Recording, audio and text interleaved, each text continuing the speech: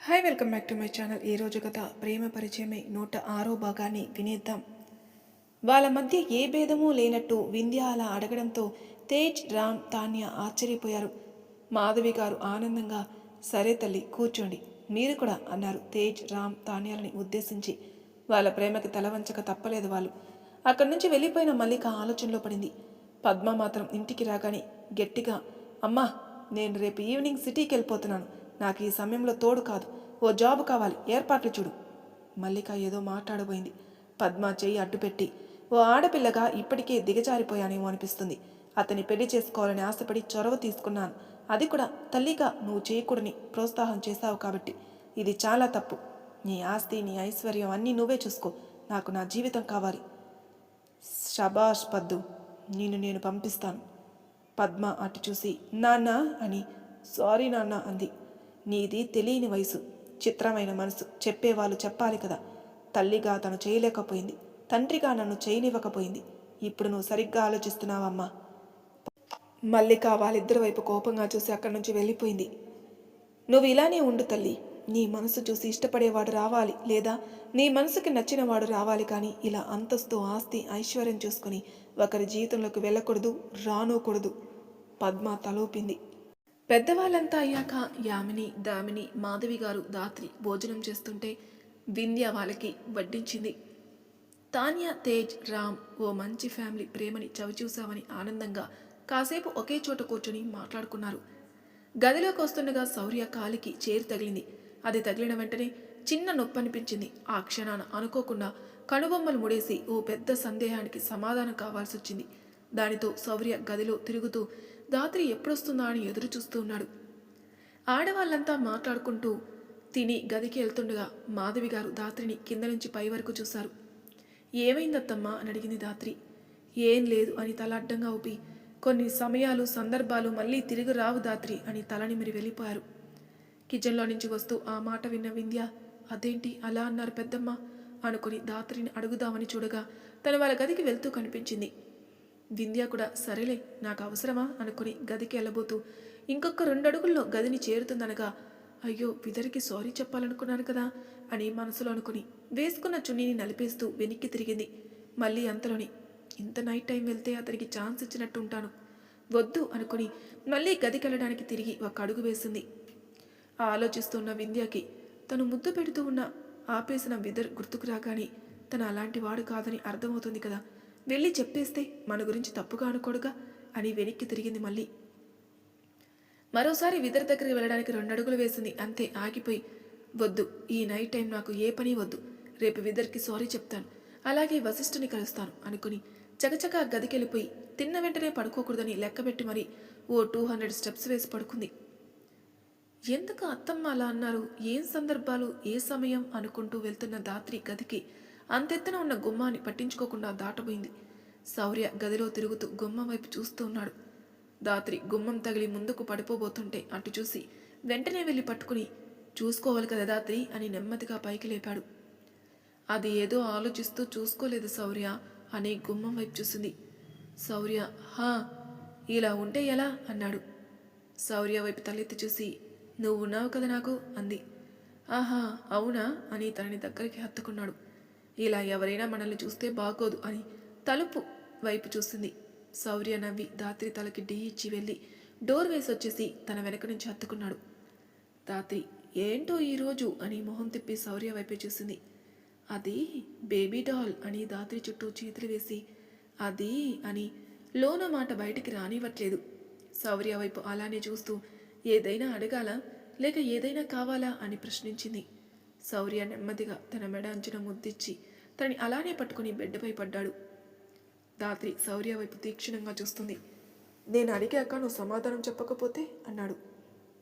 అయితే నా దగ్గర ఆ ప్రశ్నకి సమాధానం లేదని, లేదంటే నువ్వు అడిగాక నేను ఎలా చెప్పకుండా ఉంటానా తిబలా? శౌర్య నవ్వి దాత్రి ఓ బుగ్గని లాగుతూ, నా బేబీ డాల్వి నువ్వు అన్నాడు. చాలు చాలు, ఇప్పటికే చాలా చేశావు, కానీ విషయం చెప్పు అతిబలా. శౌర్య నవ్వుతూ, అది నాకు గాయమైతే నువ్వెలా మాయం చేస్తావు, నీకు మాయాశక్తులు ఉన్నాయి కాదనను, కానీ నా పెయిన్ని నువ్వు అనుభవించడం నేను గ్రహించాను, ఇది తప్పు అనకు, అలాగే సమాధానం చెప్పకుండా తప్పించుకోకు. దాత్రి శౌర్య కళ్ళ వైపే చూస్తూ, నిన్ను చేరాలంటే అది నన్ను దాటి రావాలి అనుకుంటా నేను. ఒకవేళ నేను నీ చెంతన లేనప్పుడు, నిన్ను గ్రహించినప్పుడు నీకు గాయమైతే అది నేను స్పర్శించగానే మాయమవ్వాలి.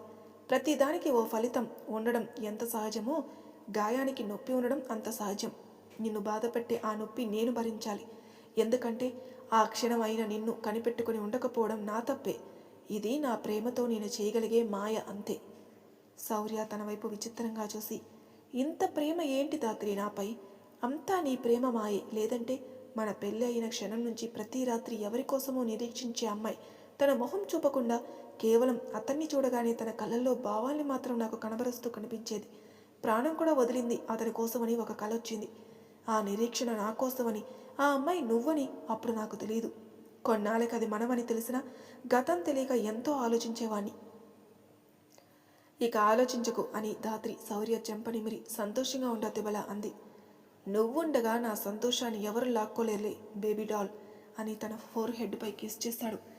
దాత్రి చిన్న చిరునవ్వు కురిపించగా శౌర్యకి దూరం జరిగి, నిన్ను నాకిచ్చిన ఆ లోకనాథనికి ఎంతగానో రుణపడి ఉన్నాను. దాత్రి శౌర్య వైపు చూసి, నాకో సందేహం అంది. అడుగు అన్నాడు. నేను నీకు నచ్చానా? ఇదేం ప్రశ్న అని ఆశ్చర్యపోయి, అదేంటి దాత్రి అలా అడిగావు? నేను ఇష్టపడిన వ్యక్తికి నేను నచ్చానని తెలిస్తే నాకు ఆనందం కదా. దాత్రి మాటలకి శౌర్య వెంటనే, ఇన్నాళ్ళలో ఎన్నిసార్లు చెప్పా అని అంటుండగానే దాత్రి ఒక చూపు చూస్తుంది. ఓకే ఓకే, అది అప్పుడు ఇది ఇప్పుడు అంతేనా? తల ఊపింది. శౌర్య నవ్వి దాత్రిని దగ్గరికి రమ్మన్నాడు. దాత్రి తన దగ్గరికి రాగానే తన ఎదపైకి హత్తుకుని సైలెంట్గా ఉన్నాడు. తనకి అనువుగా సర్దుకుని దాత్రి మౌనంగా ఉండిపోయింది. కాసేపటికి ఏం వినిపిస్తుంది అంది. క్రమబద్ధంగా సాగిపోతున్న హృదిలయ. ఓ హృదయానికి లయ ఎంత అందమో నువ్వు నా జీవితానికి అంత అందం. అలాంటి నువ్వు నాకు ఎంతో నచ్చావు, నన్ను మెచ్చావు. మళ్ళీ ఎంత నచ్చానని అడగకు, అది మాటల్లో చెప్పాలంటే అని ఒక్క 2 నిమిషాలు దాత్రిని చూస్తూ, మాటలు చాలు, నీ ప్రేమ వాడిపోదు. అలానే నీపై నాకున్న ఇష్టం ప్రేమ ఏవీ వాడిపోవు, వీడిపోవు. ఒక్క మాట చెప్పగలను, నేను నీకు ఎంత నచ్చానో దానికన్నా ఇంకా ఎక్కువే నువ్వు నాకు నచ్చావు అని చెప్పాడు. దాత్రి ప్రశ్నకి సమాధానం చెప్పాలని శౌర్య పడుతున్న కష్టాన్ని చూసి నవ్వుతూ శౌర్య చుట్టూ చేతులు వేసి, నీ ఈ స్పర్శ చాలు నేను నీకు ఎంత నచ్చానని చెప్పడానికి అని శౌర్య ఎదపై హక్కుగా చేరింది. ఓడిపోయాను అని నవ్వుతూ, నన్ను ఓడనివ్వవులే నువ్వు అని నవ్వుతూ దాత్రి చుట్టూ చేతులు వేసి హాయిగా హత్తుకున్నాడు సూర్య. సమయం గడుస్తుంది. నిమిషాలు గంటలయ్యాయి. కానీ ఆ కౌగిల్లోని వారి ప్రేమ ఏదో వెతుక్కుంటుంది. ఒకరిని ఒకరు వదలకుండా కనులు మూసి మనసులతో మాట్లాడుతున్నారు. చిన్నగా ఫోన్ బ్లింక్ అయిన శబ్దం చేసింది. ఇద్దరూ ఏదో లోకం నుంచి బయటకొచ్చినట్టు ఒకేసారి కళ్ళు తెరిచారు. దాత్రి ఇబ్బందిగా, పెట్టేశానుగా అని శౌర్య నుంచి పక్కకి జరిగి, గుడ్ నైట్ శౌర్య అని పడుకోబోతుంటే, పడుకుంటావా అన్నాడు శౌర్య. నిన్న నైట్ నిద్రలేదుగా శౌర్య అంది అమాయకంగా. సరే నువ్వు పడుకో అన్నాడు. దాత్రికి శౌర్య మొహంలో అలా అనేటప్పుడు కదలాడిన భావాలేంటో అర్థం కాక అటు తిరిగి పడుకొని అలసిన కళ్ళకి మనసుకి విశ్రాంతినిచ్చింది. కాసేపటికి దాత్రిలో ఏదో తెలియని భావన, తనవున ఇంకేదో భావం ఒక్కసారిగా కనులు తెరిచి వెనక్కి చూసింది. తనకి శౌర్యకి మధ్య దూరాన్ని చెప్పడానికి ఈ సృష్టిలో సంఖ్య కనపడలేదు. గ్యాప్ ఉందా లేదా అన్నట్టు దాత్రి తను వేరు కాదు అన్నట్టు చుట్టుకున్నాడు దాత్రి శౌర్యాని.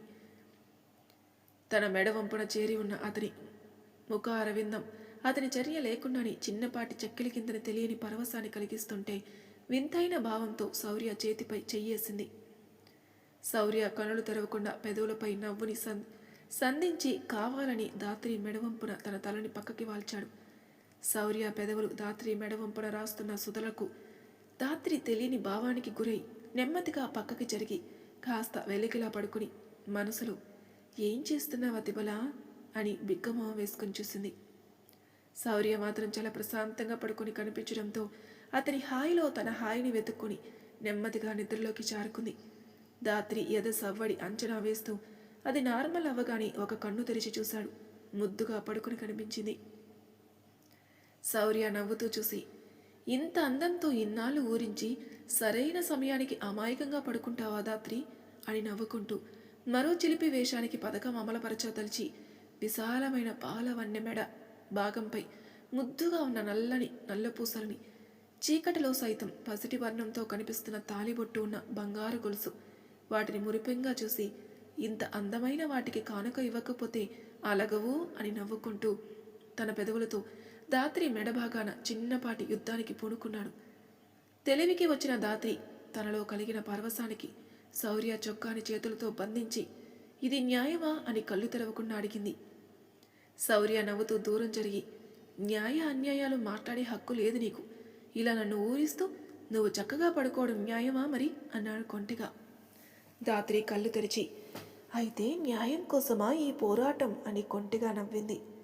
అంతే కదా అన్నాడు శౌర్య. ఆహా అని పైకి లేచి చిన్న చిటిక వేసి, ఇప్పుడు కనుక్కో నన్ను అని మాయ అయిపోయింది. శౌర్యకు అర్థం కాలేదు. వెంటనే చుట్టూ చూశాడు. ఇంతలో శౌర్యకి ఒకరోజు ఇంటికి లేటుగా వస్తే దాత్రి గార్డెన్లో కనిపించడంతో తనతో మాట్లాడి ముట్టుకోబోతే కళ్ళ ముందే బంగారు రేణువుల్లా గాలిలో కలిసిపోయిన విషయం గుర్తుకొచ్చి, నాకు ఇలా దాత్రి తప్ప ఎవరూ ఆశ్చర్యాన్ని కలిగించరేమో అనుకుని, ఎక్కడున్నావు దాత్రి అని చుట్టూ తీక్షణంగా చూస్తున్నాడు. దాత్రి శౌర్య పక్కన పడుకొని శౌర్య కళ్ళు తన కోసం వెతుకుతుంటే వాటిని చిన్న నవ్వుతో ఇష్టంగా చూస్తుంది. శౌర్య కళ్ళు మూసుకుని దాత్రి ముందు ప్రత్యక్షం అవ్వాలి అనుకుంటున్నాడు. కానీ తన విచిత్రంగా ఉన్న చోట నుంచి ఎటూ కదలట్లేదు. అలా 3 సార్లు ప్రయత్నించాక ఏదో బోధపడి నెమ్మదిగా తన చేతిని దాత్రి పక్కనే ఉందేమో అనుకుని వేశాడు. ఒక్కసారిగా మాయ తొలగిపోయి నవ్వుతూ ఉన్న దాత్రి కనిపించింది. ఇలా అయితే పిచ్చివాణి చేస్తావు కదమ్మా నన్ను. చచా, అవే మాటలు శౌర్య. అయినా నిన్ను పిచ్చివాణిని చేస్తే నేను పిచ్చిదాని అయిపోతాను కదా. ఆ మాటలు మాట్లాడుకు అని నవ్వుతూ సమాధానమిస్తున్న దాత్రికి ఆక్రమించాడు. దాత్రిలో నవ్వు మాయమైంది. శౌర్య చూపులకి తలవాల్చింది. ఇది అని తెలియని ఏదో అలజడి. శౌర్య స్పర్శ తన దేహాన్ని మీటగానే శౌర్య వైపే చూసింది. మరో అదర సంతకం మైమరిపించేలా అన్నాడు. దాత్రి కనులు మూసింది. శౌర్య ఇష్టంగా తన పెదవుల్ని జత చేశాడు. ఇన్నాళ్ళలో పొందలేని ఏదో తీయదనం, సరికొత్త సాహవాసం, ఎన్నడూ లేని తొలి స్పర్శ అన్నట్టు లోలోన కలుగుతున్న పులకింత. ఇరువురు పెదవులు ప్రేమ అనే 2 అక్షరాలు కలబోసి అనుభూతి చెందుతున్నాయేమో. మాయగా క్షణాలు నిమిషాలుగా కరిగి ఒకరికి ఒకరు ఊపిరై ఒక్కటిగా మారిపోయారేమో అనుకున్నాక ఇద్దరూ ఒకేసారి విడిపడ్డారు. కొంతసేపటి వరకు ఇద్దరిలో తన్మయత్వం, హృదయానికి చిన్న సంతృప్తి. ఒకరి వైపు ఒకరు చూసుకున్నారు. దాత్రి వెంటనే చూపు మరల్చి తలవాల్చింది. శౌర్య అదర మధుర సుధల యుద్ధం ఇంత మధురానుభూతిని కలిగిస్తుందని మరోసారి అర్థమైంది దాత్రి. మరో అవకాశం ఇస్తావా మరి అని చిలిపిగా అడగడంతో దాత్రి, అల్లరి వేషాలకి సమయం కాదు శౌర్య, నాకు నిద్రొస్తుంది అని బిక్కమొహం వేసింది. శౌర్య నవ్వి దాత్రి తలకి తన తలని ఆనించి దాత్రి కళ్ళలోకి చూస్తూ, ఈ చీకటి, ఈ ఏకాంతం అల్లరి వేషాలకి కొదవు బేబీ డాల్. దాత్రి, నాకు కూడా సమయం అంటూ వస్తుంది అంది. ఆహా, మనకంటూ చెప్పుకునే స్వీట్ మెమరీస్ ఉండాలా వద్దా? స్వీట్ మెమరీస్ ఉండాలంటే ఇలా నిద్ర మధ్యలో లేపాలా శౌర్య అని అడిగింది అమాయకంగా. అలా చిన్నపిల్లలా మాట్లాడుతున్న దాత్రిని చూసి నవ్వేస్తూ ఎదకి హత్తుకుని, చాలా ఏడిపించాను ఇక బజ్జు అని నవ్వుతూ చెప్పి తననే సందేహంగా చూస్తున్న దాత్రిని చూసి, అస్సలు డిస్టర్బ్ చేయను, నాకు కావాల్సిన దానికన్నా ఎక్కువ ప్రేమనే దొరికింది కదా నాకు. దాత్రి శౌర్య ఎదపై సర్దుకొని తనని ఇష్టంగా హత్తుకుని మనసులో నాకు కూడా అతిబల అనుకుని కళ్ళు మూసుకుంది. ఇద్దరి మధ్య రసజ్ఞతతో కూడిన ప్రయాణపు యుద్ధం ఆ రోజుకి విశ్రాంతి తీసుకుంది. నాకు ఈ లోకంతో సంబంధం లేదని పడుకున్న వింధ్యా గదికి నెమ్మదిగా వచ్చాడు ఓ యువకుడు.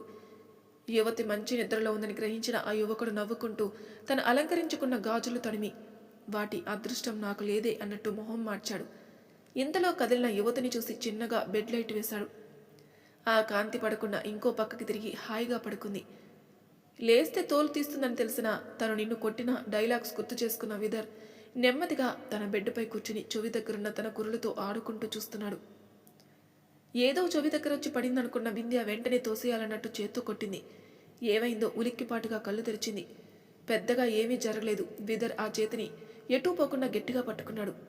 వింధ్య కళ్ళు తెరిచి అటు చూసి ఆశ్చర్యపోయి వెంటనే చెయ్యి వెనక్కి లాక్కుని పైకి లేచి కూర్చుని బెడ్డుపై దూరాన పడి ఉన్న చున్నీ లాక్కుని, ఏంటి నువ్వేంటిక్కడ అని తడబడుతూ బెడ్ మీద నుంచి కిందికి దిగి పైకి లేచింది.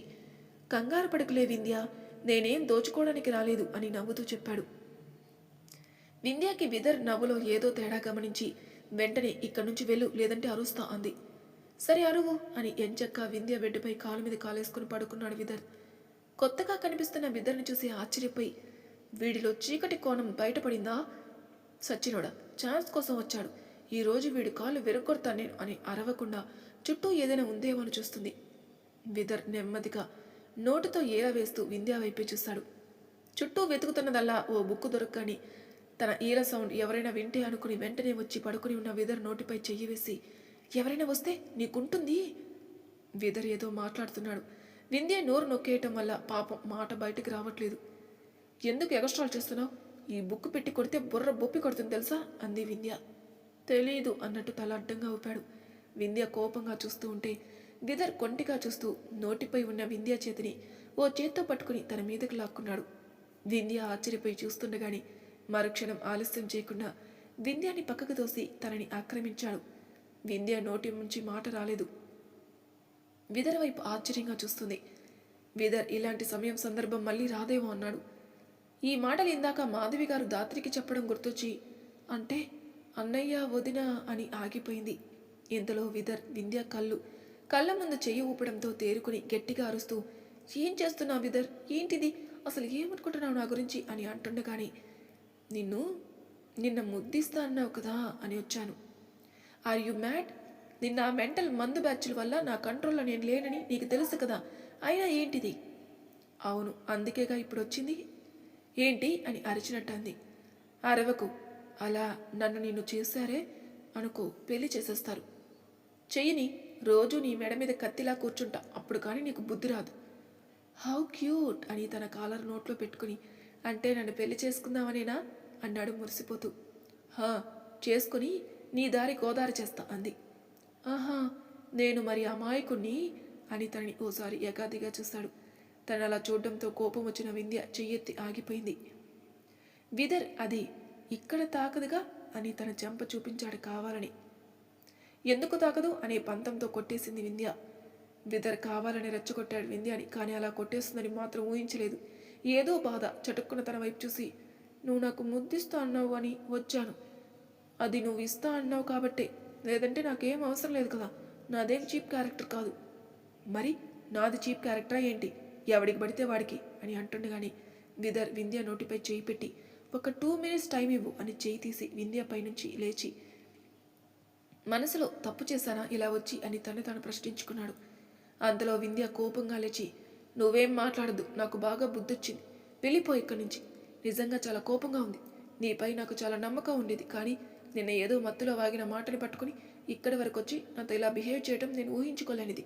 నీకు సారీ కూడా చెప్పాలనుకున్నాను, కానీ ఇప్పుడు చెప్పాలని లేదు. వెళ్ళిపో ఇక్కడి నుంచి. అలాగే నాకు సాధ్యమైనంత దూరంగా ఉండు. ఒక మనిషిని, అది నేను ఇంత ఈజీగా నమ్మడం నేను చేసిన తప్పు. నువ్వు ఈరోజు ఇలా బిహేవ్ చేశావంటే అది నేను ఇచ్చిన చొరవే. పో ఇక్కడి నుంచి అని చేయి బయటికి పెట్టి చూపిస్తూ తలదించుకుంది. తనొకటి చెబుదామనుకుంటే మరొకటయింది. వింధ్య మాటల్లో తనపై విచిత్రమైన కోపం కనిపిస్తుంటే కూల్ చేయాలన్నట్టు వింధ్య అంటుండగాని, వెళ్తావా లేదా అని కోపంగా అరిచింది. విదరికి ఏదోలా అనిపించి వెంటనే అక్కడి నుంచి వెళ్ళిపోయాడు. మరి తర్వాయి భాగంలో ఏం జరగబోతుందో నెక్స్ట్ ఎపిసోడ్లో తెలుసుకుందాం. అంతవరకు నా ఛానల్ సబ్స్క్రైబ్ చేయని వాళ్ళు ప్లీజ్ సబ్స్క్రైబ్ చేసుకోండి. లైక్ చేసి షేర్ చేయండి. మీ అభిప్రాయాలు నాకు కామెంట్ రూపంలో తెలియజేయండి. Thank you for listening.